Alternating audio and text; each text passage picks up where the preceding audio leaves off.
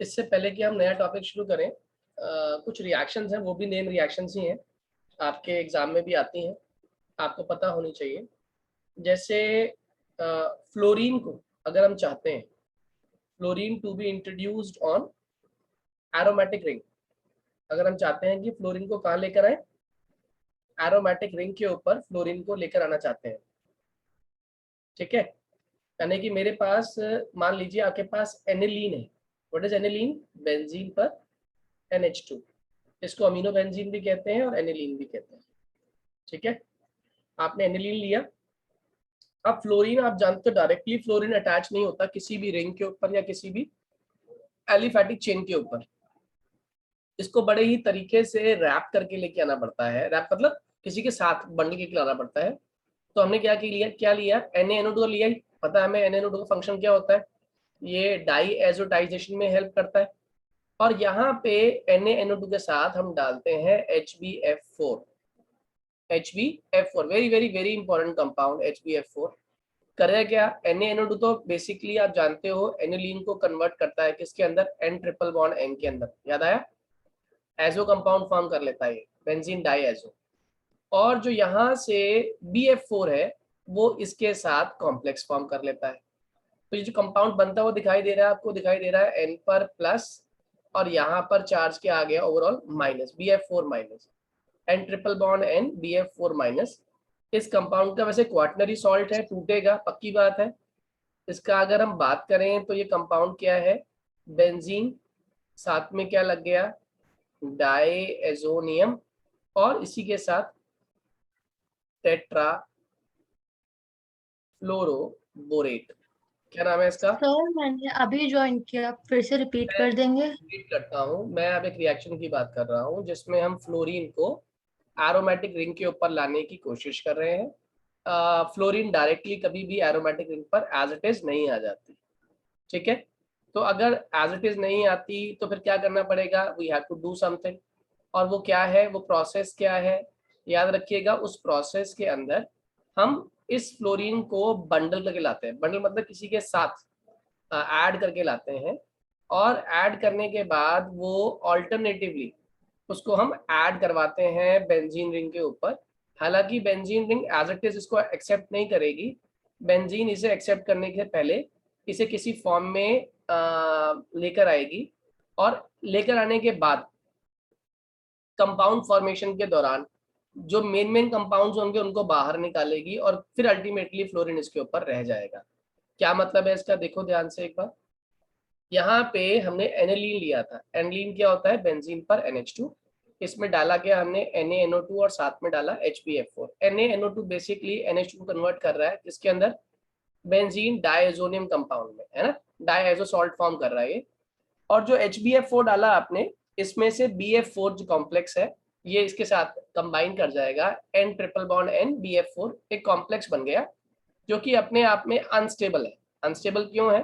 क्योंकि यहाँ पे ना केवल नाइट्रोजन की वैलेंसी ज्यादा है बल्कि बोरॉन की वैलेंसी भी ज्यादा है। बेटा बात समझ आ रही है? बोरॉन भी यहाँ पे 4 कंपाउंड बना के बैठा हुआ है, जबकि बोरॉन बनाता कितने हैं, 3 बना के बैठता है। तो हमने क्या किया, इस रिएक्शन को आगे हमें लग रहा है अनस्टेबिलिटी है, तो अनस्टेबिलिटी को हमेशा कैसे कम करते हैं, हीट कर देते हैं। हीट करने से बताओ कौन कौन सी चीजें बाहर निकल जाएंगी, आप सभी जानते हो कौन सी गैस निकलेगी पहली, N2। N2। बताओ दूसरा कौन सा एक स्टेबल मॉलिक्यूल है, BF3। आया ना? यस। बताओ बचा हुआ क्या रह गया आपके पास, एक फ्लोरीन रह गया और एक बेंजीन रह गया। बताओ कंपाउंड क्या बन गया, फ्लोरोबेंजीन। क्या समझ आ गई? हाँ या ना? Yes sir. इस रिएक्शन को हम स्पेसिफिकली एक नाम से जानते हैं, इसका नाम है बाल्ज कीमन रिएक्शन। कौन सी रिएक्शन है ये? बाल्ज कीमन रिएक्शन। बाल्ज कीमन रिएक्शन यानी कि अगर आपको एनिलीन को फ्लोरोबेंजीन में कन्वर्ट करना है तो क्या करना पड़ेगा, NaNO2 HbF4 followed by heating. तो क्या बन जाएगा, फ्लोरोबेंजीन, साथ में N2 और साथ में क्या बाहर निकल जाएगा, BF3। अब बिल्कुल ऐसी एक और मिलती जुलती एक और रिएक्शन भी है बच्चों, जिसको हम लोग किस नाम से जानते हैं, इसको हम लोग बोलते हैं Gattermann. Very very very important, confusing, generally बच्चे कंफ्यूज हो जाते हैं गैटरमैन और सैंडमेयर के बीच में। एक छोटा सा मगर मेजर डिफरेंस है गैटरमैन और सैंडमेयर में। देखिए, अगर मेरे पास बेंजीन डाइएजोनियम हैलाइड यानी कि basically N triple bond N Cl, ये कॉम्प्लेक्स है बच्चों, एक नोट कर दो। अब देखिए जरा, बेंजीन डाइएजोनियम हैलाइड, ये आपको पता था कहां से बना है? हाँ या ना? ये आपने वहां भी पढ़ा था, आपकी रिएक्शन जो पढ़ी थी आपने एनिलीन से बेंजीन डाइएजोनियम हैलाइड को बनाने की प्रोसेस का नाम ही होता है डाइएजोटाइजेशन। तो ये डाइएजोटाइजेशन से यहाँ तक पहुंच चुके हो आप।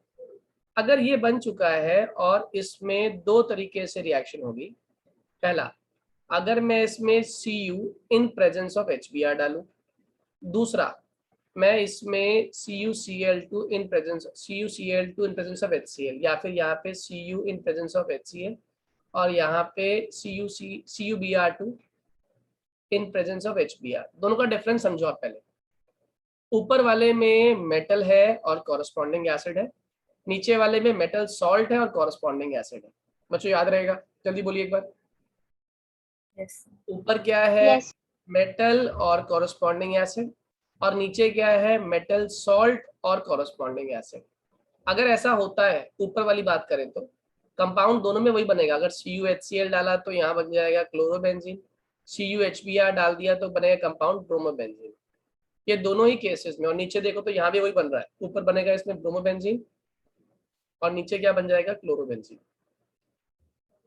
दोनों ही कंपाउंड प्रोडक्ट तो वही बना रहे हैं, मतलब रिएक्शन प्रोडक्ट तो वही फॉर्म कर रही है, बस फर्क क्या है?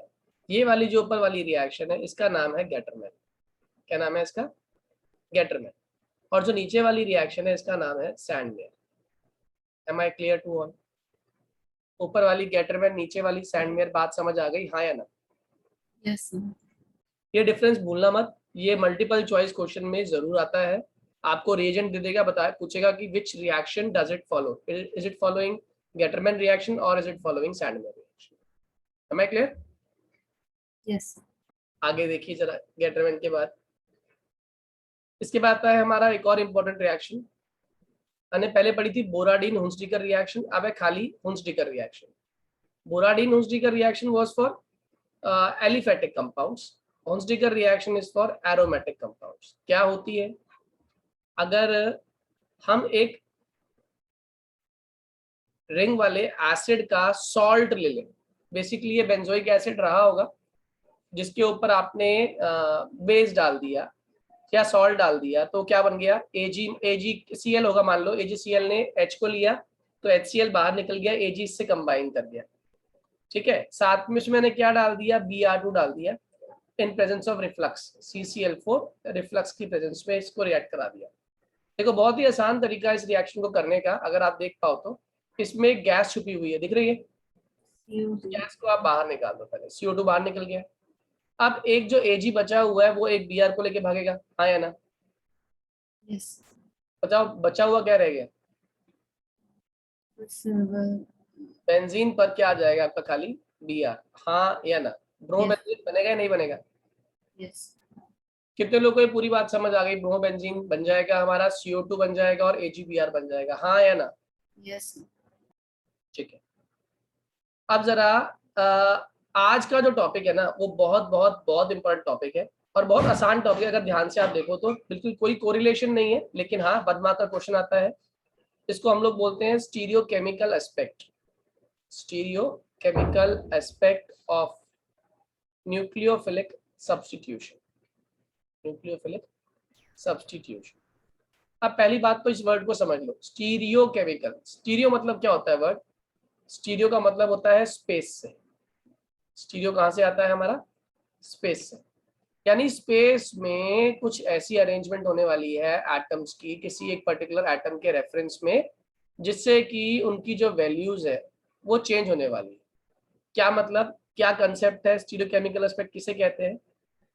इसको समझने के लिए हम एक कंसेप्ट पढ़ने वाले हैं जिसका नाम है ऑप्टिकल एक्टिविटी। हालांकि ये आपने फिजिक्स में ही पढ़ा होगा, ऑप्टिकल एक्टिविटी।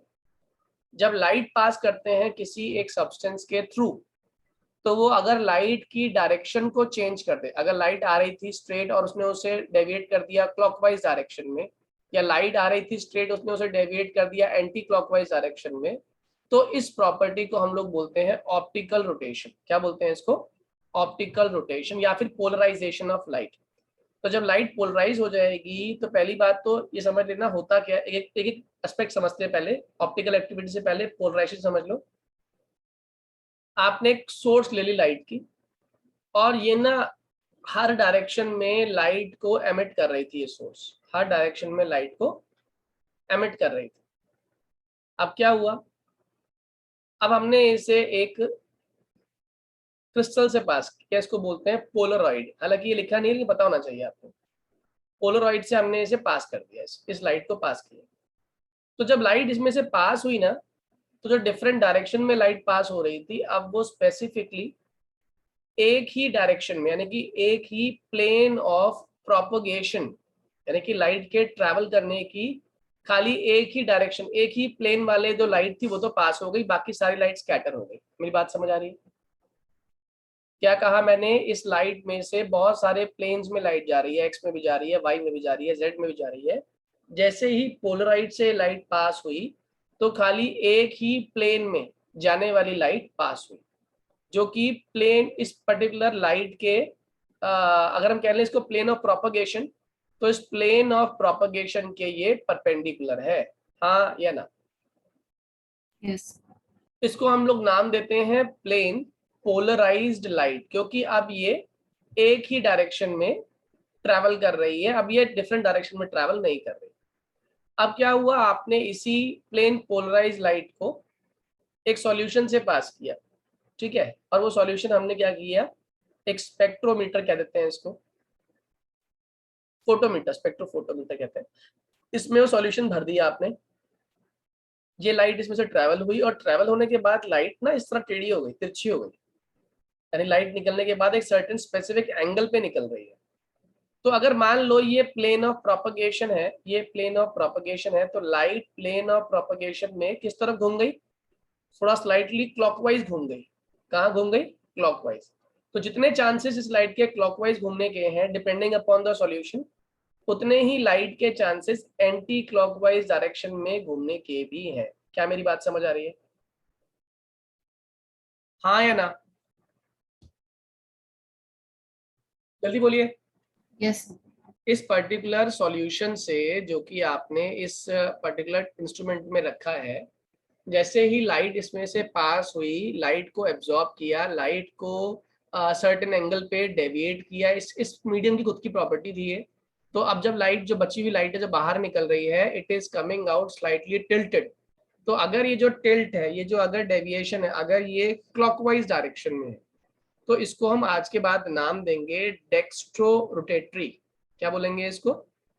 डेक्स्ट्रो रोटेटरी, ठीक है। और अगर ये जो लाइट बाहर निकली और ये एंटी क्लॉकवाइज डायरेक्शन में निकल रही है, हालांकि आप देख के किसी को जज नहीं कर सकते कि ये क्लॉकवाइज है या एंटी क्लॉकवाइज है, पेपर के ऊपर, ये एक्सपेरिमेंटल फैक्ट है जो हम बताने की कोशिश कर रहे हैं। एंटी क्लॉकवाइज अगर लाइट बाहर निकलती है तो इसको बोलते हैं लीवो रोटेटरी।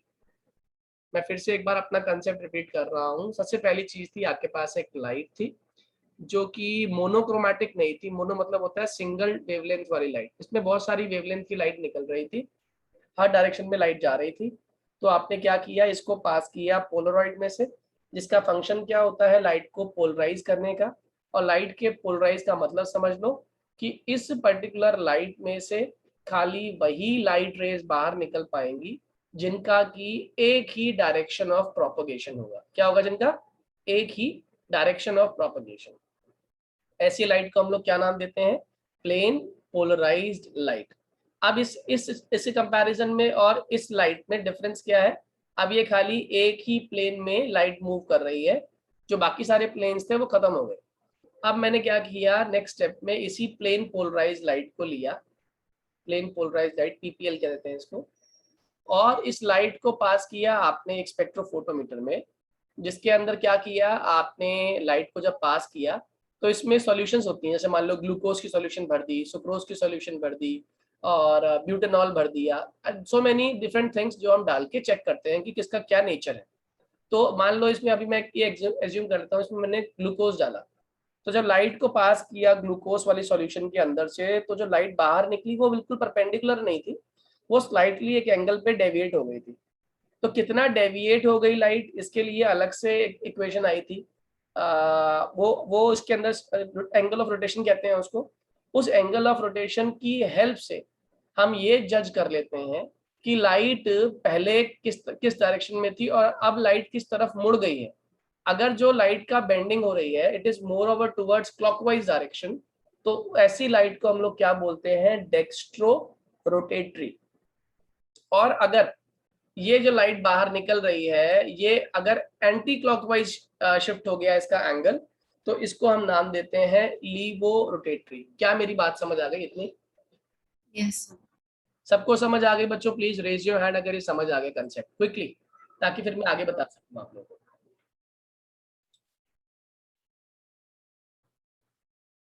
गुड। वसंत, पलक, अनंत, सूर्यांश, रिधि, निश्चल,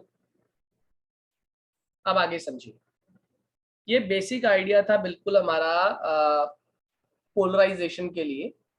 अब हमारे पास जो टॉपिक आ रहा है उस टॉपिक का नाम है ऑप्टिकली एक्टिव कंपाउंड्स, है ना। तो उसने कहा ऑप्टिकली एक्टिव कंपाउंड्स, जैसे अभी एग्जांपल लेता मैं ग्लूकोज का, मैं एज्यूम कर लेता हूं कि ग्लूकोज जो है वो ऑप्टिकली एक्टिव कंपाउंड है।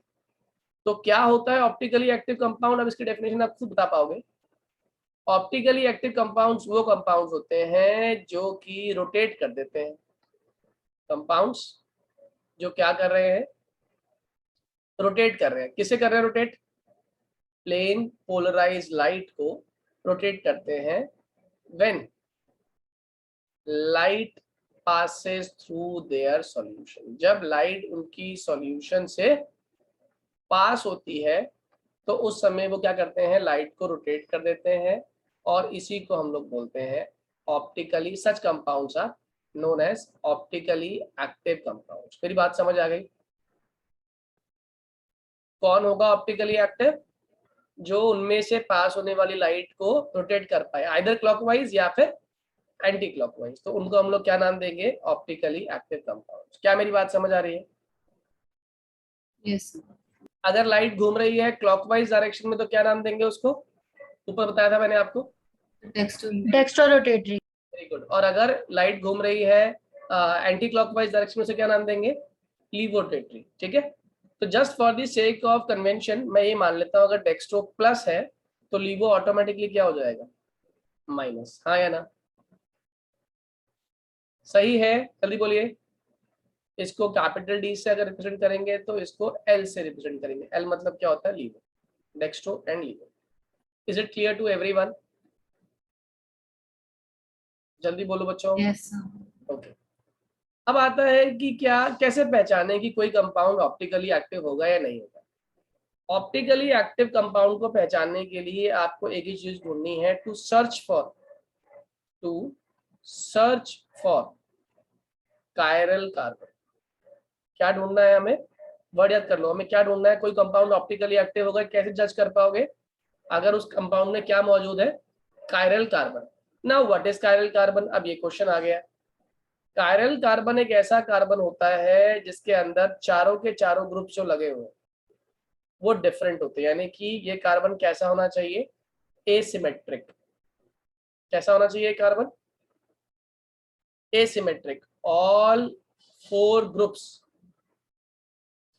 Should be different. चारों के चारों ग्रुप्स कैसे होने चाहिए, डिफरेंट।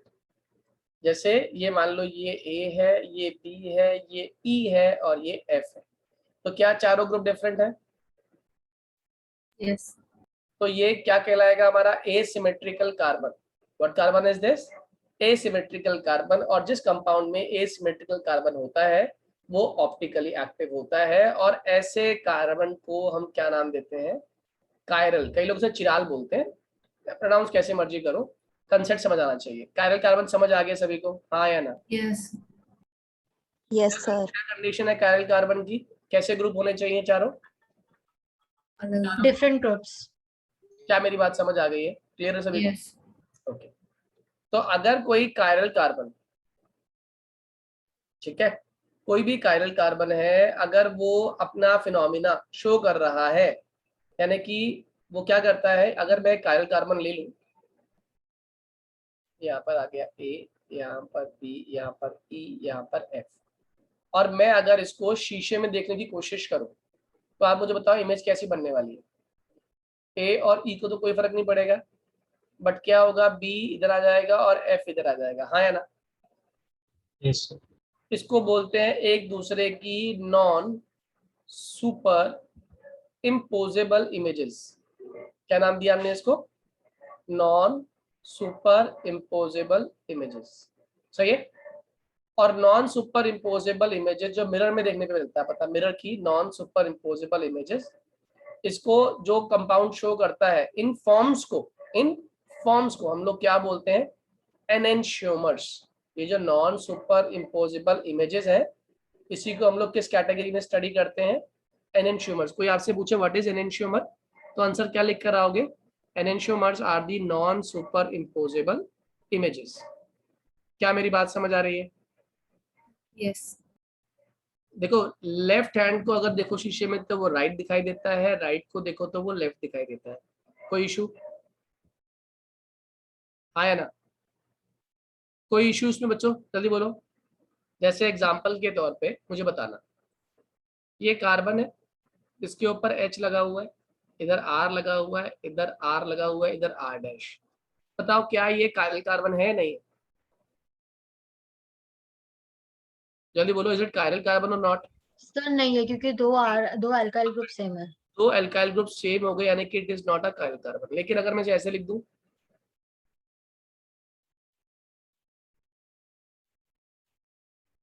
अब बताओ ये कायरल है या नहीं? Yes sir. यस सर है। है ना। तो उसने कहा जब कोई भी कार्बन जिसके पास सारे के सारे ग्रुप्स कैसे हो, एसिमेट्रिक हो, डिफरेंट हो, तो उस पर्टिकुलर कार्बन को हम लोग क्या बोलते हैं, स्टीरियो सेंटर। क्या बोलते हैं इसको, कायरल कार्बन या फिर स्टीरियो सेंटर। क्यों स्टीरियो क्यों बोला वर्ड मैंने, देखो आप समझ आ रहा आप लोगों को, क्योंकि इसी कार्बन के रेस्पेक्ट में स्पेस में पोजीशन चेंज होने वाली है बाकी ग्रुप्स की, और पोजीशन चेंज हो रही हैं, और वो भी कैसी पोजीशन इमेज बन रही है, नॉन सुपर इम्पोजेबल इमेजेस, जिसको हम लोग क्या नाम दे रहे हैं, एनेंशियोमर्स। तो अगर एनेंशियोमर्स बन रहे हैं तो जो स्टीरियो सेंटर है वो कायरल कार्बन था, और अगर वो कायरल कार्बन है तो कंपाउंड ऑप्टिकली एक्टिव है। मेरी बात समझ आ गई पूरी? यस। अब ये फ्लो ऑफ इवेंट समझ आ गया आप लोगों को। क्या चेक करना होता है हमें कि स्टीरियोकेमिकल एस्पेक्ट कब चेक होगा, कंपाउंड ऑप्टिकली एक्टिव होगा तब स्टीरियोकेमिकल एस्पेक्ट की बात होगी। ऑप्टिकली एक्टिव होने के लिए कार्बन कैसा होना चाहिए, कायरल कार्बन होना चाहिए। और अगर कायरल कार्बन है तो क्या होना चाहिए, सारे ग्रुप्स क्या होने चाहिए, डिफरेंट होने चाहिए। अगर सारे ग्रुप्स डिफरेंट है तो इसको अगर शीशे में देखेंगे तो शीशे में बनने वाली जो इमेज है वो कैसी होनी चाहिए, नॉन सुपर इम्पोजेबल इमेज होनी चाहिए। और अगर नॉन सुपर इम्पोजेबल इमेज है तो क्या होगा, हमारा ओवरऑल जो स्ट्रक्चर बनेगा वो एनेंशियोमेरिक फॉर्म कहलाएगा। मेरी बात समझ आ रही है बच्चों? यस। ठीक है।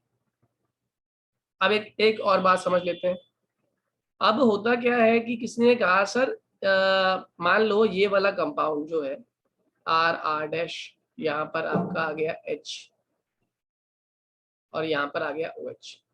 मैंने क्या किया, मैंने इसको शीशे में देखा तो आपने कहा ये तो बहुत आसान काम है, यहाँ पर OH आ जाएगा, यहाँ C आ जाएगा, यहाँ R आ जाएगा, यहाँ R डैश आ जाएगा, यहाँ H आ जाएगा। कोई गलती तो नहीं है, आया ना? अब किसी ने कहा सर क्या सिर्फ शीशे में देखने पर ही एनेंशियोमेरिक फॉर्म बनती है? मैंने कहा नहीं, जरूरी तो नहीं है। तो क्या उसने पूछा बताओ फिर कौन सी फॉर्म अगर हम ड्रॉ करें तो ये नॉन सुपर इम्पोजेबल इमेज बनेगी। मैंने कहा कार्बन को फिक्स रख के इसे घुमा दो, आपकी घुमा दो इसे ऊपर से नीचे की तरफ, यानी लगभग कितना रोटेट कर दिया आपने इसको, 180 डिग्री, हाँ या ना? 180 करने पे बताओ बेनिफिट क्या होगा, कौन कहाँ चला जाएगा, OH तो वहीं का वहीं रहेगा, C वहीं का वहीं रहेगा, R डैश वहीं का वहीं रहेगा, कौन ऊपर चला जाएगा इस बार, H ऊपर चला जाएगा और R नीचे आ जाएगा, हाँ या ना? जल्दी बोलो। Yes sir. मेरी बात समझ आ रही है आप लोगों को?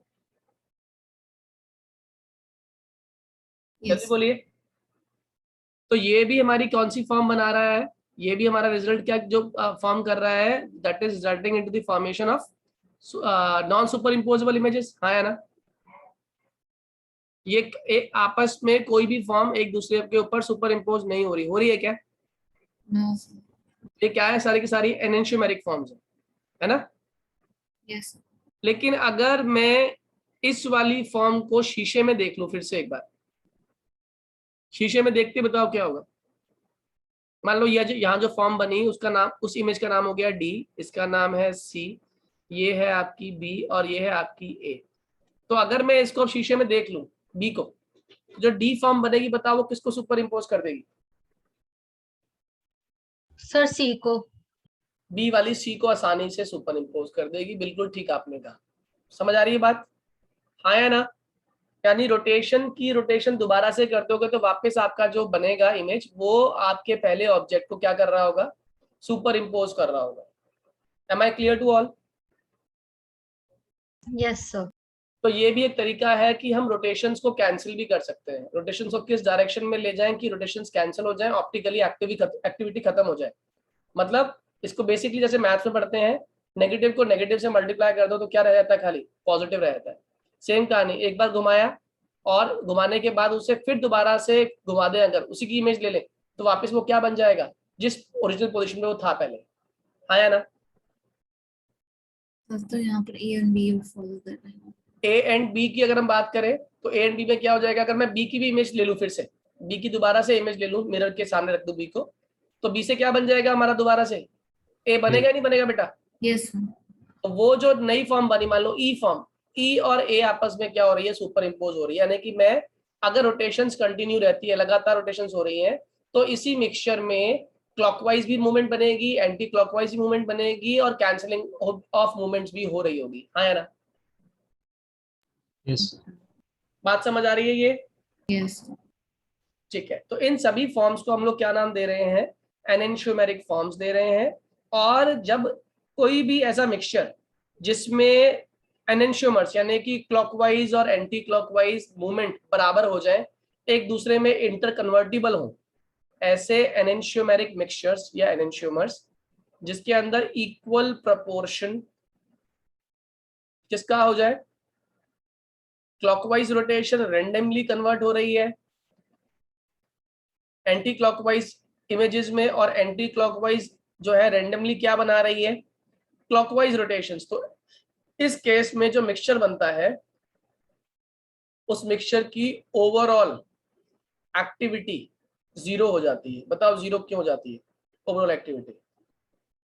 अभी लिखा सर था। क्योंकि फिर वो इनडायरेक्टली क्लॉकवाइज और क्लॉकवाइज कैंसिल हो जाएंगे और एंटी वेरी क्लॉकवाइज गुड, और एंटी क्लॉकवाइज वेरी कैंसिल हो गुड। जाएंगे। यही तो आपने पढ़ा था केमिस्ट्री के फर्स्ट चैप्टर के अंदर भी, कि क्यों डायमैग्नेटिक जो होते हैं ये मैग्नेटिक मूवमेंट ज्यादा शो नहीं करते। क्योंकि डायमैग्नेटिक में क्या होता है? क्लॉकवाइज और एंटी क्लॉकवाइज दोनों ही है। तो क्लॉकवाइज स्पिन वाला एंटी क्लॉकवाइज स्पिन को क्या कर रहा है? कैंसिल आउट कर रहा होता है। इसीलिए ओवरऑल मूवमेंट क्या हो जाती है हमारी? खत्म हो जाती है। क्या मेरी बात समझ आ रही है? Yes. क्या मेरी बात क्लियर है? Yes. ओके। इस मिक्सचर को जिसमें ओवरऑल रोटेशन कैंसिल हो रही है, इसको हम नाम देते हैं बच्चों रेसिमिक मिक्सचर। क्या नाम देते हैं इसको? Racemic mixture. Am I clear to all? जल्दी बोलिए। Yes. रेसिमिक मिक्सचर क्या होता है? जिसमें इक्वल प्रोपोर्शन हो किसका? क्लॉकवाइज और एंटी क्लॉकवाइज दोनों इमेजेस का इक्वल प्रोपोर्शन हो, दोनों क्या कर रहे हो? एक दूसरे को कैंसिल आउट कर रहे हो, उसको हम लोग क्या बोलते हैं? मिक्सचर को रेसिमिक मिक्सचर कहते हैं। अब यहाँ पे ना तीन बेसिक टर्म्स है, मगर इंपॉर्टेंट टर्म्स है जो आपको समझनी है। जिसमें पहली टर्म जो आती है आपकी, इसका नाम होता है रिटेंशन। क्या नाम है इसका? Retention. Retention English word retain से हम कह सकते हैं डराइव है, और रिटेन का मतलब होता है बनाए रखना, है ना? कहते हैं ना रिटेंशन ऑफ डिग्निटी, थोड़ा सा संस्कार बनाए रखो, इज्जत बनाए रखो, रिटेन रखो, वैल्यूज को रिटेन रखो। तो रिटेंशन का मतलब क्या है पहले ये समझाता हूँ मैं। मान लो एक कार्बन था इस तरीके से, ए, यहाँ पर सी, यहाँ पर ई, यहाँ पर एफ, इसकी टेट्राहेड्रल ज्योमेट्री बन रही थी। अब क्या हुआ? टेट्राहेड्रल ज्योमेट्री में हमने y माइनस को बुलाया, और y माइनस को बुलाने के साथ साथ e को बाहर निकाल दिया। तो आप नोटिस कीजिए क्या होगा, ए सी ऐसे का ऐसे ही, ई को बाहर निकाल दिया, वाई यहाँ पर जुड़ गया और एफ यहाँ जुड़ गया। आप बताओ, एक ग्रुप जा रहा है एक ग्रुप आ रहा है, फिर भी क्या मेंटेन्ड है? क्या अभी भी मेंटेन है? क्या ज्योमेट्री पे कोई फर्क पड़ा? No. ज्योमेट्री मेंटेन्ड है, हाँ या ना? Yes, sir. पहले भी टेट्राहेड्रल थी, अब भी टेट्राहेड्रल है। क्यों बेटा, जल्दी बोलिए। अगर इसकी हम वो पढ़ते हैं ना, लैंग्वेज पढ़ते हैं, इसकी आप डेफिनेशन देखो ना, तो एनसीईआरटी में बहुत टिपिकल लैंग्वेज लिखी है, लेकिन इसका मतलब समझोगे तो क्लियर हो जाएगा। रिटेंशन का मतलब होता है प्रिजर्वेशन। अब प्रिजर्व वर्ड कैसे आता है? प्रिजर्व का मतलब क्या होता है? किसी चीज को बचाए रखना। वो कह रहा है किसको प्रिजर्व करना है? प्रिजर्वेशन ऑफ इंटीग्रिटी, यानी कि जो इंटीग्रिटी भी किसकी? स्पेटियल अरेंजमेंट की।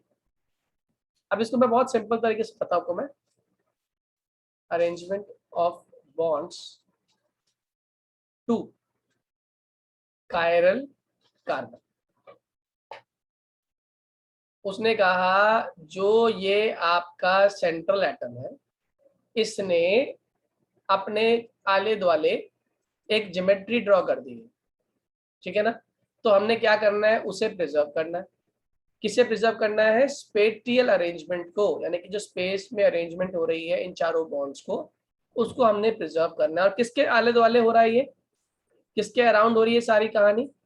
इस पर्टिकुलर कायरल कार्बन के अराउंड हो रही है। इस फिनोमिना को हम लोग क्या बोलते हैं? रिटेंशन। आप देखो क्या यहाँ पर वो स्पेटियल अरेंजमेंट मेंटेन्ड है? जल्दी बोलिए, क्या वो स्पेटियल अरेंजमेंट मेंटेन रख पाए आप? रख पाए इसके अंदर? अगर रख पाए तो इसको हम लोग क्या नाम देंगे? इसको हम बोलेंगे retention. Am I clear to all? Yes. सभी को समझ आ गया? Please raise your hand if retention is clear to everyone. इसको आप एक एग्जांपल समझो। जैसे एक इंसान सलून में गया, ठीक है, मेक ओवर कराने के लिए। इसके ऐसे ऐसे बाल थे पहले, ठीक है, और दाढ़ी बड़ी हुई थी इसकी बहुत सारी, मूछें थी इसकी बहुत, और आंखों के नीचे ब्लैक हेड्स थे बहुत सारे। ये गया और उसने कहा कि मेरा मेकओवर कर दो, आपको मेरा मजाक उड़ाता है। तो उन्होंने कहा ठीक है, आप बैठिए। इसको बिठाया और बिठाने के बाद इसको अच्छे से इसका पूरा मेकओवर किया गया। इसके जो बाल थे वो बड़े ही अच्छे से कर दिए, ठीक है, और शेव कर दिया इसका। शेव करने के बाद स्टाइलिंग कर दी इसकी। स्टाइलिंग करने के बाद अब ये है तो वही इंसान, बस फर्क क्या है आप लोग नोटिस करो। ये जो पहले जंगल था बालों का, वो सारा साफ कर दिया गया। बालों के जंगल के साथ साथ इसकी दाढ़ी, इसकी मूछें साफ कर दी गई। लेकिन क्या इंसान को साफ कर दिया? इंसान वही का वही है। तो क्या चीज मेंटेन्ड है? अभी भी स्पेटियल अरेंजमेंट मेंटेन है। लेकिन क्या अब और पहले वाले ग्रुप में कुछ डिफरेंस है? हाँ, ग्रुप डिफरेंस तो है। पहले अगर मान लो ये करली ब्राउन, जो करली उसके बाल थे वो ग्रुप थे, तो अब उसके बिल्कुल स्ट्रेट बाल कर दिए उन्होंने। ये नया ग्रुप आ गया। पहले ये लंबी लंबी उसकी दाढ़ी एक ग्रुप था, अब ये छोटी सी इन्होंने गोटी रख दी। ये भी क्या हो गया? ये एक नया ग्रुप आया। लेकिन ओवरऑल इंसान क्या रहा? इंसान वही रहा। तो क्या मेंटेन रखी आपने? स्पेटियल अरेंजमेंट को प्रिजर्व रखा, उसकी इंटीग्रिटी को बनाए रखा। ऐसे फिनोमिना को हम लोग क्या नाम देते हैं? रिटेंशन। क्या मेरी बात समझ आ गई सभी को? Yes. अगर रिटेंशन क्लियर है तो अब जरा नेक्स्ट टॉपिक समझिए। Next topic is inversion. ये आपने SN 2 रिएक्शन में पढ़ा था, इन्वर्जन। इन्वर्जन का सिंपल सा अगर मतलब देखें तो पलट जाना। जैसे छाता पलटता है ना, हवा आती है जब आंधी चलती है, तो छतरी जो होती है हमारी पूरी तरीके से अपसाइड डाउन हो जाती है, मतलब पूरी तरीके से पलट जाती है। तो हम कहते हैं कि छाते की ज्योमेट्री पलट गई, यानी कि छाते में क्या हो गया? इन्वर्जन हो गया। सिमिलरली इन्वर्जन जो भी फिनोमिना है, उसे होने के लिए क्या चाहिए? उसे होने के लिए हमें शीशे में उसको देखना जरूरी है। जैसे एग्जाम्पल के तौर पे अभी देखते हैं हम लोग A, B, E और F। अब क्या हुआ? हमने इसको शीशे में देख लिया। ए, थोड़ा मैं ऊपर दिखाता हूँ।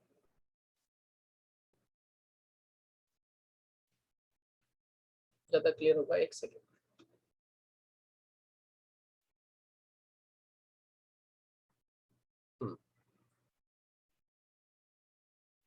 और ज्यादा क्लियर होगा। ए बी ई और यहाँ पर एफ। जैसे ही हमने इसको मिरर में देखा तो क्या हुआ, ए बी ई और एफ। ज्योमेट्री क्या हो गई बच्चों, जल्दी बोलिए, ज्योमेट्री क्या कर गई? अरे ज्योमेट्री पलट गई, हाँ या ना? Yes. अगर ज्योमेट्री पलट रही है तो हम कहते हैं कौन सा फिनोमिना हो रहा है, इन्वर्जन हो रहा है। क्या हो रहा है? इन्वर्जन। ठीक है, अगर अच्छा ज्योमेट्री पलटी है, ज्योमेट्री चेंज नहीं हुई, मतलब टेट्राहेड्रल अब भी है, टेट्राहेड्रल अब भी है, बस क्या हो गया, जो स्पेटिकल अरेंजमेंट थी वो इस तरीके से चेंज हो गई कि ज्योमेट्री का रोटेशन एंगल ही चेंज हो गया। पहले वो क्लॉकवाइज था तो अब क्या हो गया, वो एंटी क्लॉकवाइज। हाँ या ना? पहले क्या था, क्लॉकवाइज, तो अब क्या है, एंटी क्लॉकवाइज। तो क्या हो गई, रोटेशन चेंज हो गई। और ऐसा कब हुआ, जब पूरे स्ट्रक्चर की ज्योमेट्री ही पलट गई। ज्योमेट्री के पलटने को हम लोग क्या नाम देते हैं, इन्वर्जन कहते हैं। क्या मेरी बात याद रहेगी? Yes.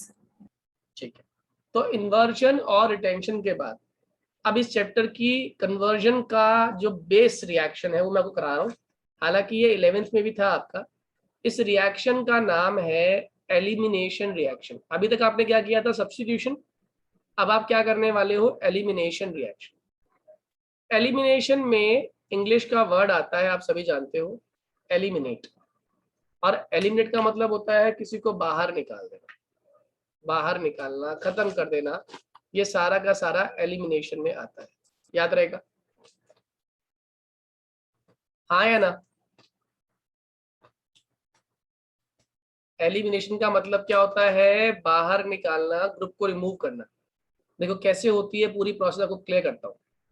मान लो ये एक कंपाउंड है जिसमें हेलोजन मौजूद था, ठीक है, और यहाँ पर एक न्यूक्लियोफाइल, न्यूक्लियस लविंग ग्रुप आ गया जिसको अटैक करना था, जिसे अटैक करना था। अब अटैक करने के लिए न्यूक्लियोफाइल जब पहुंचा तो उसे कौन दिखाई दे गया, एच दिखाई दे गया।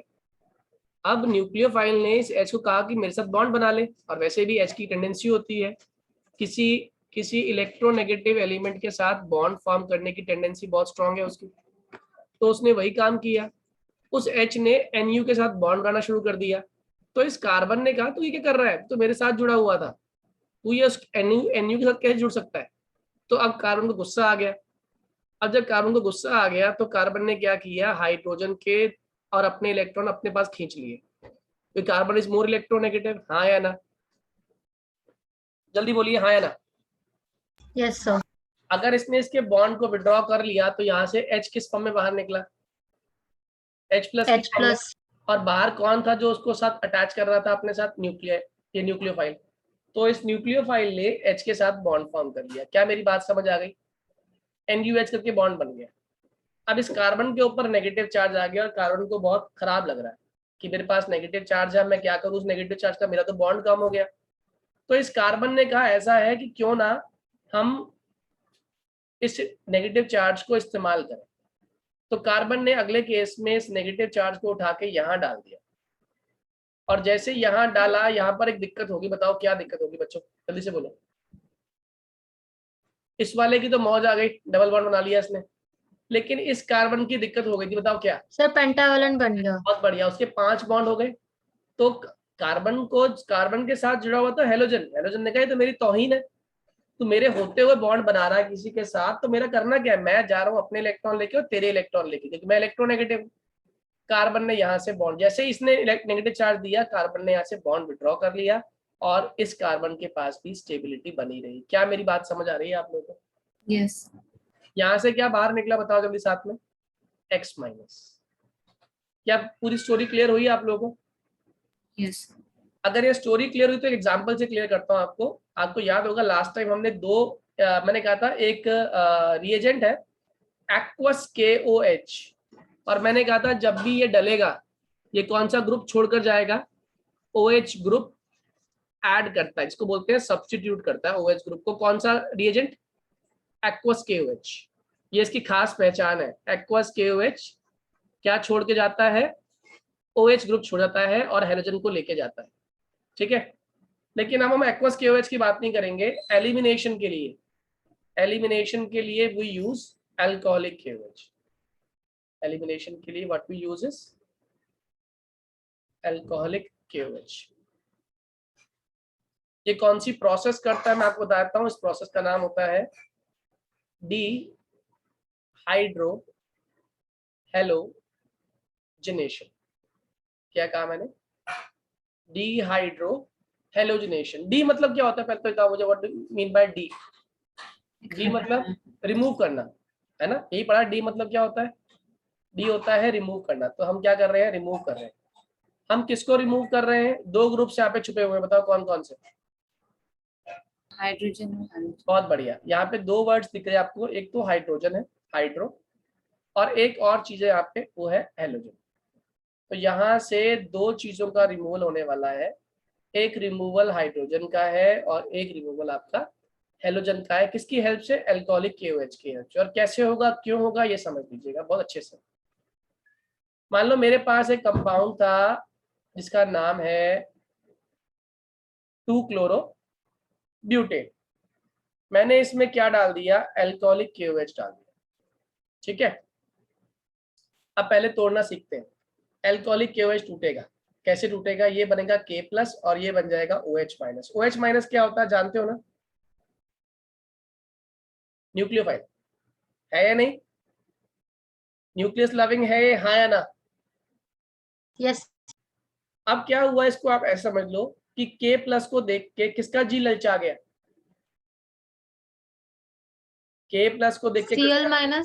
बहुत बढ़िया। Cl का अभी माइनस नहीं हुआ, वो Cl का जी ललचा गया क्योंकि उसे आसपास में क्या दिखाई दे गया? K+ दिखाई दिया। तो Cl ने कहा क्यों ना भाग के मैं K+ से कंबाइन कर लूं, क्योंकि मेरी जिंदगी क्यों खराब करूं मैं कार्बन के चक्कर में। तो Cl ने क्या किया? अपना बॉन्ड, अपना इलेक्ट्रॉन और कार्बन का इलेक्ट्रॉन छीन लिया बिकॉज ऑफ इट्स इलेक्ट्रोनेगेटिविटी, और क्लोरीन पर चार्ज क्या आ गया? नेगेटिव। बताओ इस बेचारे कार्बन पर चार्ज क्या आ गया? कितने लोगों को ये बात समझ आ गई मेरी? यस। क्लोरीन खुशी खुशी गया और कहा K+ से मुझसे दोस्ती करोगे, और वो KCl बन गए। अब क्या चीज रह गई यहाँ पे? OH-। हाँ या ना? इससे पहले कि OH- इस कार्बोकैटायन पे अटैक करे, पहले मुझे बताओ ये कार्बोकैटायन है या नहीं? देख के बताओ ये कार्बोकैटायन है या नहीं? yes sir, है। और ये कितना डिग्री कार्बोकैटायन है ये बता दो मुझे एक बार जल्दी से। Sir 2 degree. 2 बहुत degree, बढ़िया। तो ये किसी और से हेल्प मांगने की बजाय पहले किनसे हेल्प मांगेगा? सर अपने आसपास वाले कार्बन से। आसपास। आसपास दो हैं इसके पास। अब मेरे क्वेश्चन का और जवाब देना। एक तो ये वाला कार्बन इसका पड़ोसी है और एक ये वाला कार्बन इसका पड़ोसी है। बताओ आप हेल्प लेना किस कंडीशन में पसंद करेंगे? जब दुनिया के सामने आपको हेल्प लेनी पड़े, या कोई चुपचाप आपकी हेल्प कर दे? सर जो चुपचाप करे। पर आप मुझे बताओ दोनों कार्बन में से कौन सा कार्बन जब हेल्प करेगा दुनिया देख लेगी आसानी से? Two and. बहुत बढ़िया। इसका मतलब ये एंड वाले से हेल्प लेने में थोड़ी सी कोताही बरतेगा, हाँ या ना? ये चाहेगा कि मैं एंड वाले से क्या ना लूं? एंड वाले से हेल्प ना लूं। किससे हेल्प ले लूं फिर मैं? किससे हेल्प ले लूं? लेफ्ट साइड वाले। ये जो बीच में आ रहा है। और देखो इसके पीछे एक और भी रीजन है, अगर आप ध्यान से देख पाते तो। इस कार्बन से हेल्प लेने पे देखो, हेल्प लेके कर लेते हैं, पहले हेल्प लेने से बनेगा क्या पहले वो समझते हैं। इसने इस वाले से हेल्प लिया, तो इसने हेल्प कैसे करी इसकी? इसने H के इलेक्ट्रॉन छीन लिए, हाँ या ना? जल्दी बोलो। H के इलेक्ट्रॉन छीन लिए गए, तो बताओ इस कार्बन पर चार्ज क्या आ गया? नेगेटिव। इस कार्बन पे चार्ज क्या है? पॉजिटिव। एम आई राइट? हाँ या ना? अरे जल्दी बोलो भाई।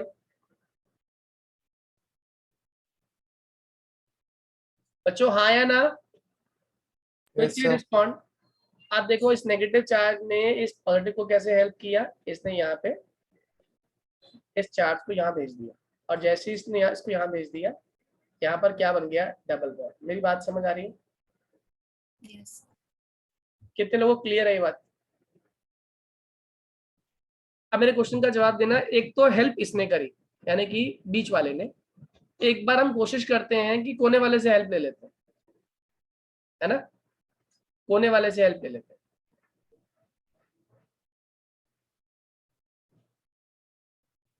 क्योंकि दोस्त तो वो भी है ना, अगर मैं हेल्प करता हूँ तेरी, तो इसने क्या किया, इस वाले एच से इलेक्ट्रॉन छीन लिए। जब इसने इससे इलेक्ट्रॉन छीने, आप मेरे क्वेश्चन का जवाब देना, ये बनेगा, जल्दी बोलिए, जल्दी बोलिए, हाँ या ना। अरे ये बनेगा या नहीं? Yes. ऊपर वाले का नाम क्या है? 2 ब्यूटीन। नीचे वाले का नाम क्या है? 1 beauty. 1 ब्यूटीन। आप मेरे क्वेश्चन का जवाब दो, out of these two which one is major and which one is minor and why? इसका रीजन आपको आता है, और सही रीजन देना, ट्राई करो एक बार। Out of these two which one is major and which one is minor and why?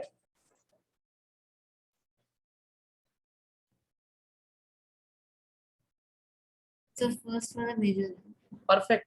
क्यों कहा आपने ये फर्स्ट वाला मेजर है बेटे? So क्योंकि 6 alpha hydrogen।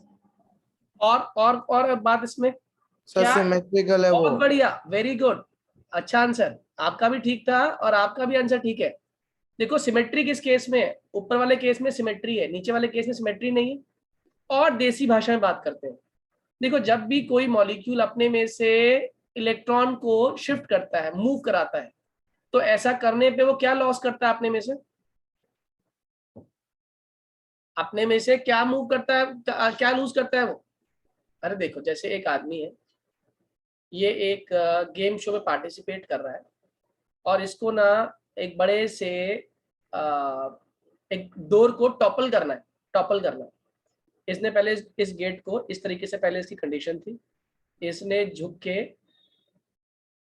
पहले इसे उठाया, और उठाने के बाद इसे खड़ा किया, और खड़ा करने के बाद इससे पहले फिर धक्का दिया, ये गिर गया। ठीक है, ये फर्स्ट पोजीशन, ये पहला आदमी। दूसरे आदमी ने ये सब किया, और फिर उसने एक काम और किया, उसने फिर से इसको उठाया और फिर धक्का दिया।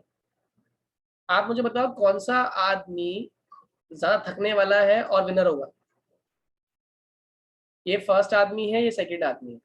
बताओ विच आदमी would be the winner and why? Question क्या? मेरा क्वेश्चन था, इस आदमी ने दरवाजे को टॉपल किया एक बार, 1 टाइम टॉपल किया इसने। Yes sir. नीचे वाले ने इसी दरवाजे को 2 बार टॉपल किया। सर पहले वाला। मेरा क्वेश्चन है, विनर कौन रहेगा? तो पहले वाला। पहले वाला विनर कैसे हो गया? उसने तो एक बार एक ही काम किया, दूसरे वाले ने उसी कर दिया काम ना, किया। हाँ, उसने जल्दी कर दिया ना दूसरे अरे वाले से। जल्दी की बात नहीं है, ज्यादा कौन करने वाला है? Okay sir. ज्यादा करने वाला है नीचे वाला, हाँ या ना? या ये कह सकता हूँ कि किस में ज्यादा जान है? चलो ये बताओ, कौन जल्दी, या बात का दूसरे वाले में। नीचे वाले में ज्यादा जान है। क्यों? उसके पास ज्यादा एनर्जी थी, तभी वो एनर्जी का ज्यादा लॉस कर पाया। और एनर्जी का लॉस कैसे कर पाया? टॉपलिंग को बढ़ा के। उसने एक बार टॉपल किया ऊपर वाले ने, नीचे वाले ने टॉपल 2 बार कर दिया। क्या मेरी बात समझ आ गई? क्या मेरी बात समझ आ गई, हाँ या ना? अरे बोला करो हाँ या ना। Yes sir. अगर ये समझ आ गया तो जरा इस में दरवाजे को समझ लो पाई बॉन्ड। बताओ पहले वाले केस में टॉपल एक बार ही हुआ, पाई बॉन्ड उठ के पहले कार्बन से अगले कार्बन पर ही आ रहा है, हाँ या ना? और इस वाले केस में कितनी बार टॉपल हुआ? पाई बॉन्ड कितनी बार? 2 बार। तो जितनी बार टॉपलिंग होगी, शिफ्टिंग होगी पाई बॉन्ड की, उतना ज्यादा क्या लॉस होगा? एनर्जी का। और जितना एनर्जी का लॉस होगा, उतना कंपाउंड क्या बनेगा आपका? स्टेबल बनेगा। और वैसे भी जो रूल है ना, ये आपके बहुत महान साइंटिस्ट हुए, सेटजेफ। सेटजेफ ने कहा था हमेशा मोर substituted product, more substituted product would be stable product or major product, would be stable और major product। क्या मेरी बात समझ आ गई? Yes. सबको ये कहानी क्लियर है? हाँ या ना? Yes. एलिमिनेशन क्लियर हो गई बच्चों? एक क्वेश्चन करके बताइए मुझे जरा, अगर एलिमिनेशन क्लियर है। क्वेश्चन है कन्वर्ट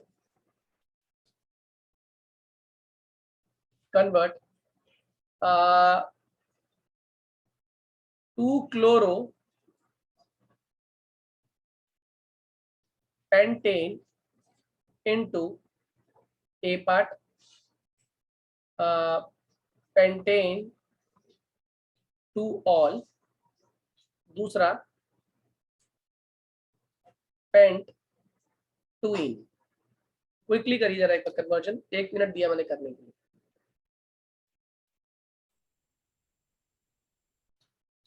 बताइए क्या किया? 2-chloropentate को पेंटेन टू ऑल में कन्वर्ट कैसे करोगे ये बताओ पहले। तो पहले वाला नहीं हुआ। पहले वाला तो बहुत बार कराया मैंने। 2-chloropentate है, बेसिकली ये RX है, इसे ROH में कन्वर्ट करना है। अभी सिखाया ना थोड़ी देर पहले ही। क्या डाल दूं इसके अंदर? Simply aqueous KOH। Aqueous KOH डालते क्या हो जाएगा? यहाँ पर क्या आ जाएगा? OH, खत्म, बन गया पेंटेन टू ऑल। ठीक है, दूसरा ये भी अभी सिखाया मैंने आपको। अब इससे मुझे क्या सर इसमें बनाना तो दो, एक मेजर और एक माइनर बनेगा है? ना? यस यस यस, ये कंपाउंड बना दिया होगा आप लोगों ने। क्या डाला इसमें बेसिकली? सर सर एक minute, alcoholic KOH। Alcoholic KOH। कितने लोग को पूरी प्रोसेस समझ आ गई? Yes. एक्वस KOH का रोल भूलना मत, बहुत इंपॉर्टेंट रोल है। हमें हेल्प करता है हेलोजन को हटा के डायरेक्टली OH को लाने के लिए। अब मैं आपको एक और एलिमिनेशन का एग्जांपल देता हूँ जो आपके कंसेप्ट्स को और पक्का कर देगा। एलिमिनेशन सिर्फ और सिर्फ अल्कोहलिक KOH ही नहीं करता। एक कंसेप्ट पढ़ा था हम लोगों ने 11th क्लास में, डिहाइड्रेशन, याद है आप लोगों को? क्या डालने पर होती है डिहाइड्रेशन, बताया कोई? अल्कोहल में क्या डाल देंगे डिहाइड्रेशन होती है? एसिड। हाँ या ना? देखो मान लो ये आपके पास एक अल्कोहल है, OH है, और OH के पास क्या होता है? लोन पेयर होता है। कारण है एसिड डालने का ना, ऐसी तुक्के नहीं मारते हम लोग, कारण है इसके पीछे। H2SO4 को जब तोड़ते हैं हम लोग, आयनाइज करते हैं, तो इसमें से क्या चीज बाहर निकलती है? पहले H+ बाहर निकलता है ना? जो H+ है वो गरीब है, तो गरीब कहाँ जाएगा? सीधा O के पास जाएगा, क्योंकि O के पास इलेक्ट्रॉन है। अगर O के पास इलेक्ट्रॉन है और H ने उस पर अटैक कर दिया, तो O के लिए दिक्कत बढ़ गई। बताओ दिक्कत बढ़ी या नहीं बढ़ी? जल्दी बोलो, O के लिए दिक्कत बढ़ी या नहीं बढ़ी? जल्दी बोलिएगा बच्चों। Yes, sir. But अब इसके 3 बॉन्ड हो गए। अब O अनस्टेबल हो गया, O गरीब हो गया, क्योंकि O का एक तो इलेक्ट्रॉन पेयर इस H ने कंज्यूम कर लिया, ऊपर से इसके ऊपर प्लस चार्ज ला दिया। तो O ने कहा मेरे पास एक ही तरीका रह गया अपने आप को स्टेबल करने के लिए, मैं इस कार्बन से अपना बॉन्ड तोड़ता हूँ और क्या बन के बाहर निकल जाता हूँ? H2O बन के बाहर निकल जाता हूँ। हाँ या ना? जल्दी बोलिए। अरे बाहर निकला है नहीं निकला? Yes sir. yes, यहाँ पे क्या बन गया? यहाँ बन गया C और C पे चार्ज क्या आ गया? प्लस। कार्बोकेटायन बन रहा है। कितना डिग्री कार्बोकेटायन है? 2 डिग्री है या 1 डिग्री है, 3 डिग्री, क्या है ये? 2 डिग्री है सर। इससे हेल्प मांगेगा, फिर वही पड़ोसी वाली बात आ गई। आया ना? 2 पड़ोसी, 2 जो हेल्प करेंगे, 2 बनेंगे प्रोडक्ट। एक बन जाएगा C डबल बॉन्ड C, एक बन जाएगा C double bond C। This is major, this is minor. क्या मेरी बात समझ आ रही है? है ना? और दोनों केस में से बाहर क्या निकलेगा? H+। इसमें से भी H+ बाहर निकलेगा, इसमें से भी H+ बाहर निकलेगा। और मजेदारी की बात देखो, ऊपर ना जब H+ इस्तेमाल हुआ था तो यहाँ पर पीछे पार्ट क्या रह गया था? HSO4- रह गया था। रह गया था या नहीं? Yes sir.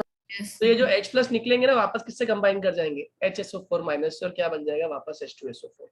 तो यानी एक ऐसा रिएजेंट जो इस्तेमाल हो रहा है और दोबारा से क्या फॉर्म कर रहा है? प्रोडक्ट फॉर्मेशन कर रहा है। क्या मेरी बात क्लियर हो गई? Yes, sir. सर मतलब इसमें एक मेजर एक माइनर H2O और वापस एसिड बन जाएगा। यस यस, बात समझ आ रही है बेटा? हाँ या ना? यानी कि जो रिएजेंट है उसने सर। काम करके अपने आप को वापस क्या कर दिया? प्रोड्यूस कर दिया, रिप्रोड्यूस कर दिया। अच्छी reaction. Is it clear to everyone? Concept समझ आ गए? कल ये चैप्टर खत्म होने वाला है, हेलोल्केन्स, हेलोरेन्स, कल फिनिश हो जाएगा आपका।